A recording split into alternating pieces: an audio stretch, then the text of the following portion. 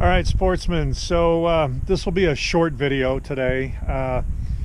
Anytime you're doing anything that's prototype, you got to run into the problems so that you can fix them and make a better product in the end. So that's what this video is going to be about. It's been a little while since I've done anything on this particular one. Actually, it's been about 3 weeks since I put up a video, period. So I wanted to get something done for you today. A couple of things are going on. First off, the wind is starting to come back up. We keep having these spells of high wind out here, and that high wind is one of the things that showed me where a failure was in this, or a potential failure, and I want to get that fixed and be able to show that to you guys so that if you go to build one of these, you understand why I've made some changes and you don't have the failures that I potentially had on this. I'm going to tell you a couple of other things that are going on here with this, and hopefully I'll be getting an actual assembly video done here pretty quick. Part of the problem is we've had such high winds out here that it's made it difficult to do some of the construction work that I'm still doing on this house. So when the winds stop, I have to get the work done so we stay caught up on our timing on that. So that's left me with not being able to get much done on this. Okay, no more excuses. Let's take a look at some of the problems that I'm having with this. When I was putting this together before, I believe it was in part 2, I showed you that I just cut a little hole. See, here's the wind right now.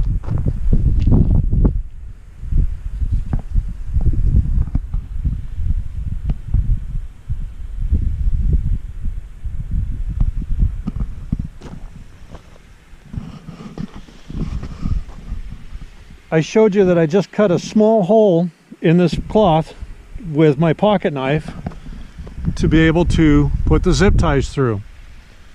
And as you can see on this one, and then this is a factory sewn seam right here, so it's beginning to tear, which I kind of expected that to happen. You know, hopefully the idea is you don't have this thing set up when you're going to be in a high wind area. I sort of, kind of, almost on purpose left this out when we had some high winds. I wanted to see what the wind was going to do to it. I had it laying down, I had some blocks on it to keep it from blowing away, and it did a little bit of damage. So here's the specialty tool that I chose to get in order to hopefully rectify that situation. I got this little eyelet pliers, and there's 100 eyelets in here, and I wanted to put one of these in to show you how these worked, and unfortunately I bought the wrong tool. This was about $5 at the local home supply where I got all the other materials for this. So again, easily, readily available, but it turns out that this isn't going to work. The way these pliers crimp, this is meant to go like through leather or something, so it just flares the opposite end a little bit, so it helps to lock it into the material you're doing.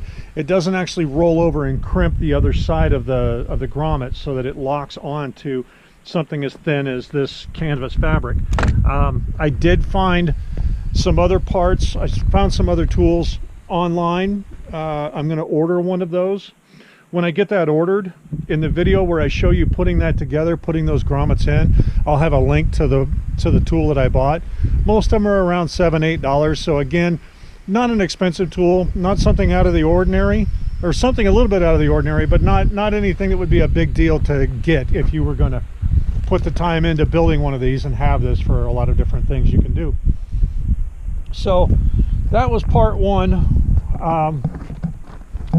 My cloth is tearing and I've got to get that fixed, and that also tells me I've got to use more zip ties to hold all this together all the way around, which I was planning on doing anyway. Like I'd said in part 2, this was just to get it up so I could show you how it went together. One of the other things I decided to do, because of the way that I used my material, you can see right up here, I don't have a lot of excess material. I was planning on just wrapping the material over this and gluing this edge so that it could slide like a shower curtain. Well, I don't really have enough material in the pieces that I'm going to be putting on the sides, so I bought shower curtain rings. Now it actually will be like a shower curtain. I will be folding this material a little bit more and gluing another hem in it so it's a little bit smaller, and then we can just put these shower curtain rings on, and this can slide back and forth quite easily. figure out a way to fasten it at these ends so that the wind's not just blowing it open on you, so you're staying covered. Again, this is a prototype. This isn't something I've ever built. This is the first time I built this, thought about it, measures, you know, all the different applications, how it's going to break down, how it's going to fit in the back of the truck and all that. That brings up part 3. For all of my planning and all of my thinking, I made this thing, I made these pieces 49 inches, which means outside dimension, it's going to be too wide to fit between the wheel wells on a standard pickup. So what I could do, I could take these pieces out and I could cut them down so this entire thing is 48 inches on the outside. May or may not do that, I'm not certain. I'm not too worried about it. You can still just lay it down in the bed of the truck. It can be up on one of the wheel wells, no big deal. Oh, what's next? So with these other problems that I have going on, I have not obviously built the roof yet. Got started on doing that. I've got my dimensions worked out for that. And so when I do my next video, when I do part 4, actually it'll be part 3. This is part oops.